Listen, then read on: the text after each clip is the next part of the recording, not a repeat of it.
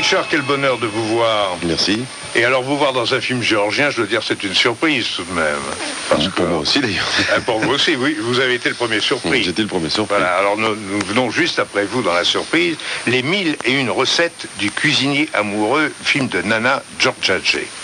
Alors l'action se passe en Géorgie, vous avez tourné le film, en 1920, c'est l'histoire d'un cuisinier français, vous-même, qui accommodait ses sauces avec succès, et vous allez devenir une véritable vedette. Ça, c'est la première partie du film, avec les joies, les danseurs, les saveurs, les amours.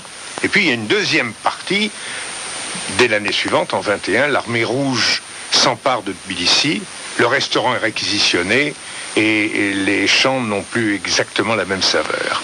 C'est assez curieux quand même de vous voir en cuisinier français, là-bas au fin fond de l'Europe, avec des gens que l'on n'a pas l'habitude de côtoyer. Comment c'est arrivé, cette aventure ? Une dame est arrivée un jour, c'était Nana, avec son mari, Héraclite, qui l'a écrit, et qui me dit, voilà, j'aimerais beaucoup faire un film avec vous. Alors... évidemment, elle me connaissait parce que je suis très connu dans les pays de l'Est, mais moi je la connaissais pas, j'en avais honte parce qu'elle avait quand même eu un caméra d'or à Cannes. Et elle m'a proposé ce rôle, j'ai trouvé ça vraiment intéressant pour quelques raisons essentielles, à savoir que d'abord, elle a commencé, comme vous le dites, par un personnage assez léger, fantasque, pittoresque, un peu cabot, aimant bien la bonne chair, les femmes et la bonne compagnie. Cuisinier au fond de l'âme, mais ne pratiquant pas au fond tellement son métier, puisque trop occupé avec les femmes. Et puis tout à coup, il tombe amoureux d'une jeune princesse. C'est l'amour qui déclenche. Et c'est l'amour qui lui déclenche l'envie d'y rester en Géorgie pour la première fois de sa vie, puisque sinon, c'était plutôt un grand voyageur. Il y reste, il monte un restaurant qui devient un restaurant à la mode, où on danse, on chante, où Chaliapine, Churchill viennent dîner dans le passage.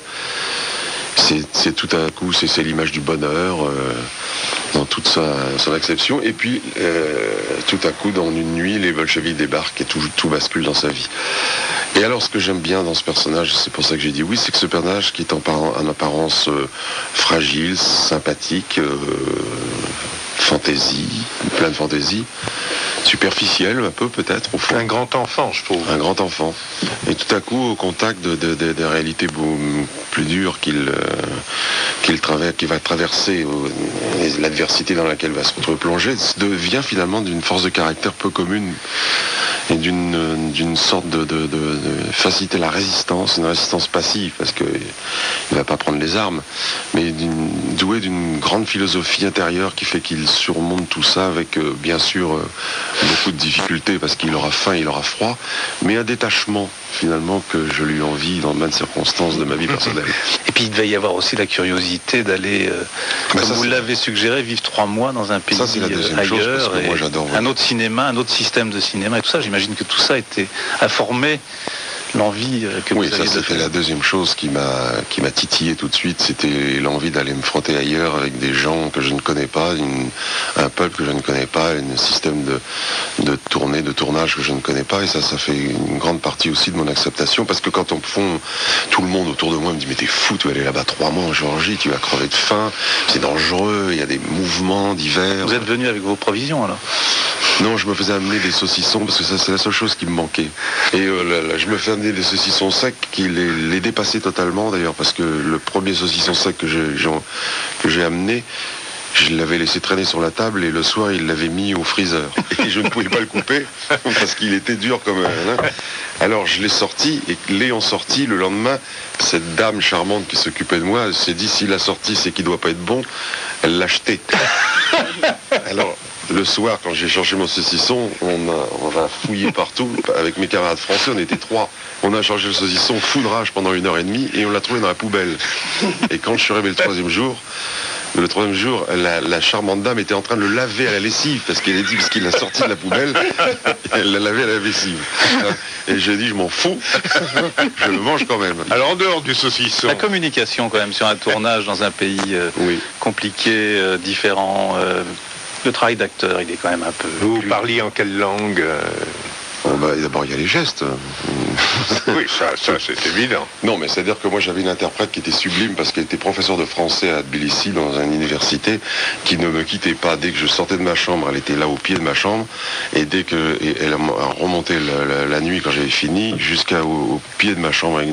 Des fois que dans l'escalier j'aurais quelque chose à demander. La deuxième chose, c'est que Nana parlait anglais. La troisième, c'est que j'ai commencé à apprendre des mots, les mots les plus usuels. J'ai faim, par exemple. Ça, j'ai faim. Un peu obsessionnel chez vous. C'est obsessionnel, mais oui, mais non, mais parce que les Géorgiens ne sont pas obsédés par ça. Ouais. Vous pouvez travailler pendant 8 heures et sans déjeuner.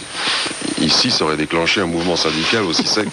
En ce qui concerne, pour parler de choses plus sérieuses, parce que c'est vrai que je vous ramène toujours des choses futiles, mais c'est pas. Je m'excuse, mais c'est un film sur la bouffe quand même. Et on est dans le sujet. Et on est dans le sujet. Et sinon, j'arrivais très bien, soit en anglais, soit avec ma traductrice, à parler avec Nana et à lui demander ce qu'elle souhaitait, ce qu'elle voulait. Mais je crois savoir, Pierre Richard, aussi que l'une des choses qui vous a le plus enthousiasmé dans ce tournage et dans cette visite de 3 mois en Géorgie, c'est le côté tzigane, le côté chanson, le côté fête. Dès qu'il y a un piano dans une pièce, tout le monde se joue au piano là-bas. Vous voyez des travelling, des ouvriers, des électriciens, des chefs électro avec des bras tatoués, poilus, des grosses mains boudinées, des gros doigts énormes, des espèces de mâchoires, et tout à coup ils se mettent sur un clavier et avec une légèreté. Et ils savent tous jouer au piano, ils savent tous chanter, ils chantent très bien, ils ont le sens des chants polyphoniques en plus, ils chantent pas le petit vin blanc, non, c'est vraiment des très beaux chants. Et à tout moment, alors ça pouvait partir, même en plein milieu du tournage, moi ça m'est arrivé pour me rendre hommage au fond du plateau, que des figurants me chantent des chansons. Je me suis dit, on va se faire engueuler comme c'est pas possible. Et Nana, tout à coup, entendait ça et elle gueulait. C'est vrai qu'elle gueulait. Elle gueulait à ceux qui tournaient. Silence, oui, bien qu'on chante. Et on se retournait et on écoutait les chants. Dans un film comme Ça les mille et une recettes du cuisinier amoureux, on peut dire, c'est un coup en Géorgie, quoi, parce que vous n'allez pas faire votre carrière future... En Géorgie ? Oui. Oh, ben non, parce que d'abord, ils font pas beaucoup de films et que je serais beaucoup au chômage. Mais c'est déjà une bonne raison. Mais si j'ai l'occasion, et des fois ça se dessine un peu, si on m'en propose un deuxième, je retournerai volontiers, parce que j'ai vraiment passé 3 mois sublimes avec des gens que je trouve extraordinairement intéressants, qui sont très amoureux de la culture française d'ailleurs. Et plus amoureux que nous sommes nous-mêmes de notre propre culture. De la nôtre. Et encore moins de la leur qu'on ne connaît pas. Je ne sais pas de quelle culture, on est vraiment très amoureux, nous. Donc ce sont des gens qui sont... moi, je ne demande pas mieux que de repasser, je précise, en été, 3 mois en Géorgie. En hiver, je serai moins chaud. Oui, le dire. Oui, c'est le cas de le dire. Parce qu'il fait moins 10 et qu'il n'y a pas de chauffage. Oui. En attendant d'aller faire un tour du côté de la Géorgie, on peut quand même voir ce film, Les 1001 recettes du cuisinier amoureux. C'est un film qui va représenter la Géorgie aux prochains Oscars d'Hollywood. C'est quand même curieux que ce soit un film avec Pierre Richard qui représente la Géorgie aux Oscars, mais enfin... Mais écoutez, c'est la première fois aussi, j'ai fait 35 films, j'ai eu le prix d'interprétation masculine à Carlo Vivari.